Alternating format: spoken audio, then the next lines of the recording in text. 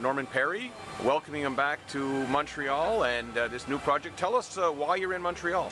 Well, I'm here today very excited to be able to announce that the World Tour for How to Train Your Dragon Live will be bringing its technology and its cast of dozens and its 23 high-flying, fire-breathing dragons to Montreal here at the Bell Centre on the 8th to the 15th of August. So I was here today and was able to introduce with my partners from Viking the spectacular details of the show.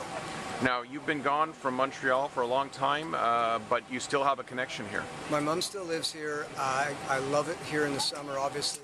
We cringe through Montreal winters, but there's nothing wrong with spending a little time here in the summer, getting to know what the people are doing on the streets has been exciting. The festival scene is fantastic, and the concert and the entertainment scene here is wonderful. So I've always been aware of what was going on here because many of the clients I've worked with over the years have been touring in and out of Montreal.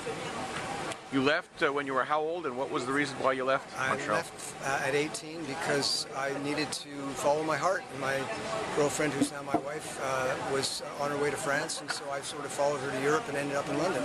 Okay, and did you follow your new career path immediately at that point, or how did you fall into it?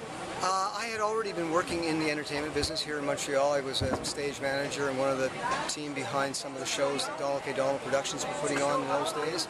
So I had built up an awareness of the entertainment business, and many of the acts that were headlining the Montreal Forum in those days were all British-based acts, and so I went off to England to find out a little bit more about that scene and was very fortunate within weeks to get a job with the #1 concert promoting company in Great Britain and got to work on some pretty exciting projects there.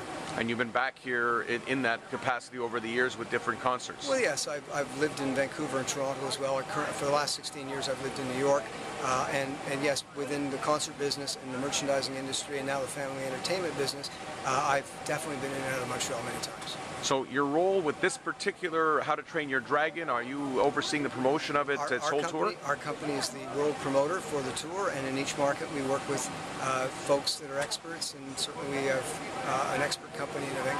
So will you be following the tour in each of its stops? I think our staff will be at all the dates. I plan to be in Montreal, obviously, to celebrate the show with some friends, but outside of the first few markets, I think that I'll be better off getting the tour booked in Europe and the tour booked in Asia as the tour plays North America, but I hope that I will see probably one of every 3 cities.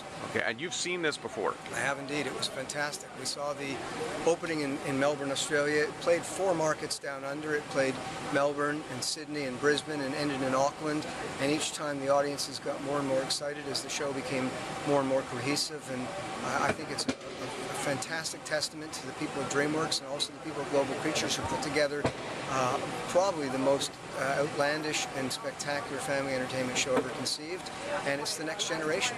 And it is for all ages. I definitely would recommend it for anybody. I know that when I was at the shows, I saw couples on their own. Maybe it was date night for them. I saw teenagers who'd obviously seen the movie and grown up with it. I saw parents with their kids. I saw grandparents with their grandchildren. So yes, I would recommend it to anybody. All right, great. Thank you very much. My pleasure.